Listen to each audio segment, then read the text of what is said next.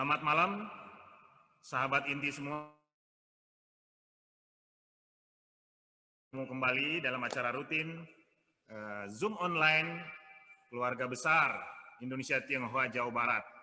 Kebetulan untuk Selasa malam ini hostnya spesial, yaitu saya sendiri. Perkenalkan, Furqan AMC. Mudah-mudahan saya akan bisa membawakan acara malam ini memuaskan hati para pemirsa, sahabat inti semua. Topik kita kali ini, kita akan diskusi soal entrepreneurship, tapi lebih fokus kepada UMKM. Ya, kita tahu dalam masa COVID ini, UMKM adalah salah satu benteng pertahanan ekonomi Indonesia. Karena apa? Karena UMKM menjadi tempat untuk semua orang bisa kreatif, berusaha survive dalam suasana pandemi kali ini. Dan UMKM juga menyerap begitu banyak tenaga kerja. Dari tahun 2017 data ya di BPS itu menyebutkan 116.431.224 tenaga kerja. Sementara tahun 2018 ada 116.978.631 tenaga kerja. Ada 62.922.617 pelaku UMKM, pemilik ya atau pengusaha UMKM di tahun 2017. Sementara 2018 naik kurang lebih 2 juta menjadi 64.194.057. Jadi UMKM ini betul-betul sebuah volume ekonomi yang besar di Indonesia. Bahkan pangsanya disebut sampai ke angka 99%. Para sahabat inti, malam ini telah hadir bersama kita beberapa orang yang selayak nanti akan jadi inspirasi bagi kita bersama. Ada Ibu Christine, salah seorang owner dari MPS. Ya, MPS itu Metro Parcel Service, sebuah perusahaan ekspedisi yang sudah berdiri semenjak tahun 75 dan kali ini akan mengembangkan atau usaha ekspedisinya lebih ekspansif lagi. Dan bersama Ibu Christine ada juga Bapak Steve, salah seorang manajer dari MPS, yaitu Business Development Manager dari Metro Parcel Service. Dan kemudian ada Ibu Lingling. Nah, Ibu Lingling ini istimewa sekali, beliau adalah pelaku entrepreneurship. Tapi yang menarik dari Ibu Lingling adalah Ibu Lingling ini mengasuh para difabel, ya, para difabel untuk bisa memproduksi sesuatu produk yang kemudian akhirnya dipasarkan. Nah, dipasarkan dan tentu pemasarannya juga ternyata akan mengait nanti dengan ekspedisi. UMKM secara umum adalah benteng pertahanan ekonomi kita kali ini, dan secara spesifik ekspedisi adalah salah satu jenis usaha yang tahan pandemi. Artinya ketika di masa pandemi banyak usaha terganggu, terdistorsi, terkoreksi, ekspedisi malah terus menanjak, tumbuh signifikan. Ya, mungkin ya karena semua orang banyak akhirnya bekerja dari rumah dan akhirnya harus order pakai kurir, ya, pakai ekspedisi, ya mungkin di situ juga menjadi suatu peluang tersendiri. Hikmah dari masa pandemi ini, perusahaan ekspedisi menjadi tumbuh signifikan, dan salah satunya adalah MPS. Namun sebelum kita mulai diskusi yang kita beri tajuk malam ini dengan kolaborasi UMKM dengan ekspedisi di masa pandemi, kita mohon terlebih dahulu Ibu Christine bisa memperkenalkan sedikit banyaknya tentang Metro Parcel Service. Silakan Bu Christine. Selamat malam. Salam sejahtera bagi Bapak dan Ibu sekalian. Semoga kita semua selalu dalam keadaan sehat dan dalam lindungan Tuhan. Dalam kesempatan ini, perkenalkan saya, Christine, atas nama Metro Parcel Service atau yang biasa dikenal dengan sebutan MPS. MPS berpengalaman dalam bisnis paket sejak tahun 1975, sudah 45 tahun lamanya, tentunya merupakan perusahaan yang dapat dipercaya.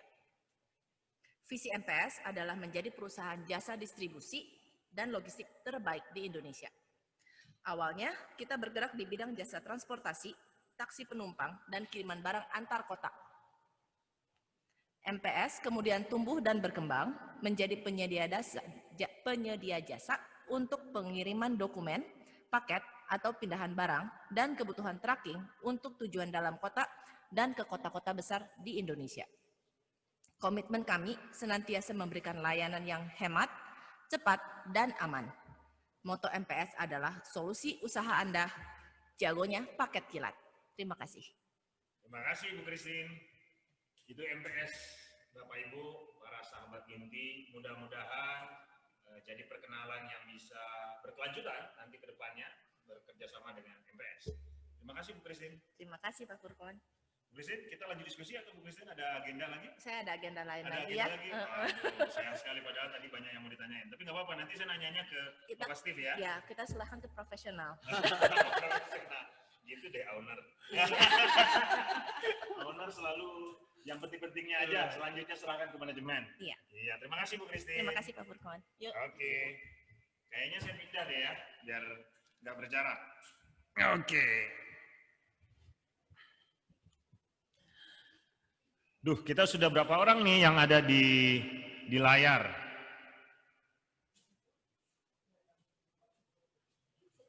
Sudah 40. Wow, luar biasa. Cepat sekali ya.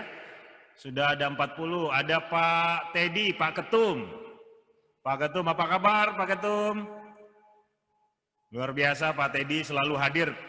Penonton setia katanya. Penonton setia acara Inti Jabar. Ada Pak Deddy Wijaya tentunya sebagai host, ya host utama yang selalu jadi jaga gawang di Inti Jabar, ya kan? Kebetulan saya hari ini dijadikan sebagai pemain naturalisasi, pemain yang direkrut untuk malam ini bisa ikut sesi pertandingan malam ini, kira-kira begitulah. Ada siapa lagi tuh? Saya pengen menyapa juga Pak Ardianto, Pak Ari Setiawan, Pak Beng Chun, Pak Bakti, Pak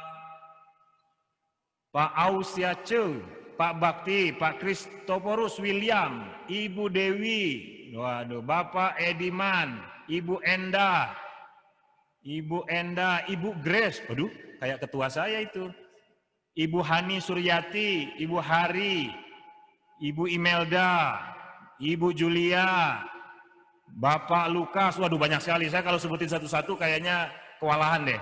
Apa kabar semua? Semoga semua sehat ya. Sehat selalu, tetap jaga jarak, jaga protokol kesehatan. Mudah-mudahan kita bisa survive dari masa pandemi ini, bisa melewatinya tanpa kurang satu apapun. Bapak Ibu sahabat Inti, sesuai tema malam ini kita akan mendiskusikan bagaimana kolaborasi UMKM bersama ekspedisi di masa pandemi.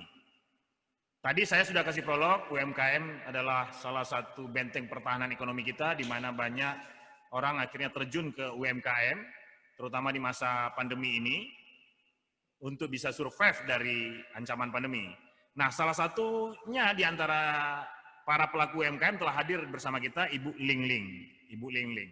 Ibu Lingling bisa cerita sedikit nggak kira-kira selama ini telah bergerak di bidang UMKM apa? Kemudian bagaimana perjalanannya sebelum masa pandemi dan sesudah masa pandemi. Silakan Bu. Selamat malam semua, salam sehat semua. Saya Lingling, koordinator seksi wanita masyarakat Tionghoa Peduli. Saya membantu anak-anak difabel dari komunitas Citko yang didirikan oleh Ibu Ane pada 11 Mei 2019. Komunitas ini dibuat atas dasar keprihatinan karena anak-anak difabel ini tidak produktif setelah lulus dari ATC Widyatama.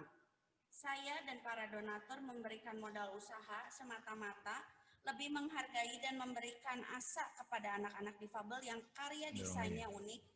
Ya. Karya desainnya unik dan tidak bisa disamakan dengan anak-anak normal pada umumnya. Saya mempromosikan untuk pembuatan barang-barang merchandising hasil anak-anak difabel ini via para influencer ternama ibu kota. Salah satunya contoh buatan anak-anak ini adalah kaos yang saya pakai malam ini. Ini desainnya itu dibuat oleh anak-anak difabel. Wow. Ini coretan Dini namanya. Anaknya Coretan Dini. Iya. Memang anaknya namanya Dini atau usianya Dini? Ini. Anaknya namanya Dini. Oh, anaknya juga namanya Dini. Oh, anaknya namanya Dini. Mm-mm. Difabel ya? Iya. Dan saya udah sekarang yang saya setelah acara kemarin bakti sosial itu, ada satu pengusaha tanda tangan kontrak dengan anak-anak Citko ini berupa desain untuk jaket goes. Karena kan selama pandemi ini kita lebih banyak naik sepeda. Gitu Jadi kan. teman-teman difabelnya ini mendesain kaos gitu ya, sama jaket dan Jadi beberapa yang gini, lain. Pak, sebenarnya pengusaha yang buat kaosnya gitu, desainnya, gambarnya Gambarnya anak-anak, karya dari anak-anak iya. difabel. Iya. Oke, gambarnya aja ya, Iya, ide gambarnya ya. gambarnya. Desain-desainnya dibuat Desain-desainnya. oleh anak-anak difabel. Kenapa Ibu punya apa namanya niat atau kepikiran ingin melibatkan teman-teman difabel? Karena Pak, selama ini anak-anak difabel itu tidak terjamah sama sekali ya oleh para pengusaha. Malah kemarin sempat ada juga bilang kenapa kita harus duluin anak-anak ini gitu. Karena saya melihat anak-anak ini tuh punya potensi, Pak. Oke. Yang memang tidak, maksudnya desainnya itu nggak umum yang seperti layaknya anak normal bisa lakukan.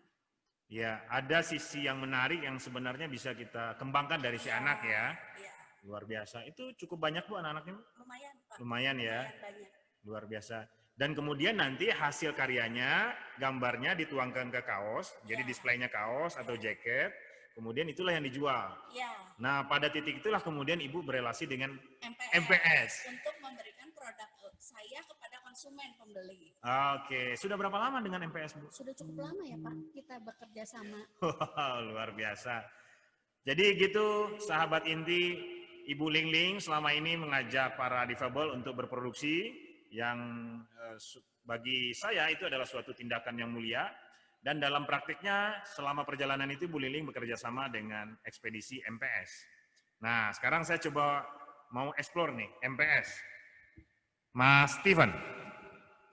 Mas Steven, coba cerita sedikit kira-kira MPS ini sudah sejak lama hadir di Bandung saja atau sudah hadir juga di berbagai kota. Itu jasa layanannya apa saja? Apakah fokus ke eceran misalkan gitu ya, yang barang-barang yang kecil, atau juga sebenarnya segmen ekspedisinya juga mengakomodir yang produk-produk besar gitu, atau kargo misalkan kargo pesawat juga atau gimana? Oke, selamat malam sahabat inti, selamat malam Pak Furkan, Bu Lingling. Menjawab apa yang disampaikan oleh Pak Furkan, saya coba menyampaikan sedikit mengenai MPS. Menyambung yang sudah disampaikan sebelumnya oleh Ibu Christine, kita perusahaan berdiri dari tahun 1975. Dan ya, untuk layanan atau servis dari MPS sendiri kita untuk paket kargo atau paket besar, kemudian kurir untuk paket-paket kecil dan dokumen, kemudian untuk tracking charter, dan juga layanan penyewaan gudang. Oh, ada penyewaan logistik, gudang juga. Betul, ya. Jadi menyeluruh ya, menyeluruh logistik dan ekspedisi. Sementara untuk kami sendiri sekarang kita udah hadir di kota-kota besar di Pulau Jawa ya, dari Bandung, Jakarta, Bogor, Cirebon, kemudian Semarang, Solo, Jogja, sampai ke Jawa Timur, ke Surabaya. Itu di setiap kota ada gudangnya? Cabang penyewaan, dan penyewaan gudang juga. Yes. Nah, sementara untuk kiriman kita sudah melayani ke seluruh Indonesia. Ya, dengan berbagai moda transportasi tentunya ya, darat, udara maupun laut gitu ya. Nah, jadi itu kurang lebih layanan dan servis dari kita. Tadi betul nggak, Pak Steven, bahwa ekspedisi ternyata tahan COVID? Usaha ekspedisi? Kalau kita berkaca ke kondisi COVID, puji Tuhan di ekspedisi kita masih bisa jalan, istilahnya dapur masih tetap ngebul ya di kondisi yang kurang baik seperti ini. Karena kebutuhan-kebutuhan untuk ekspedisi tetap ada. Ya, mungkin kita mengalami satu penurunan dari industri-industri yang mungkin produksinya berkurang, ordernya berkurang. Bahkan ada beberapa pabrik yang merupakan customer kita juga vakum ya, vakum sementara. Tapi kita dapat juga tambahan order-order yang retail sifatnya. Yang retail. Betul. Kemudian kita juga dapat tambahan order dari pengiriman-pengiriman APD, alat kesehatan dan sebagainya gitu ya. Jadi di tengah kondisi ini bisnis ekspedisi masih cukup menjanjikan.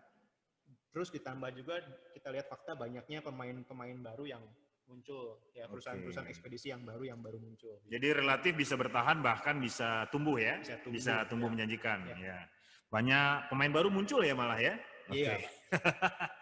Oke. Saingan baru ya. Ya? Saingan baru. Saingan baru nggak apa-apa kan, bareng-bareng Iya. gitu. Mas Steven, tapi tentu ada yang berbeda dong ketika sebelum pandemi dengan pada masa pandemi, terutama soal protokol pasti ya. Nah, gimana nih protokolnya MPS selama masa pandemi?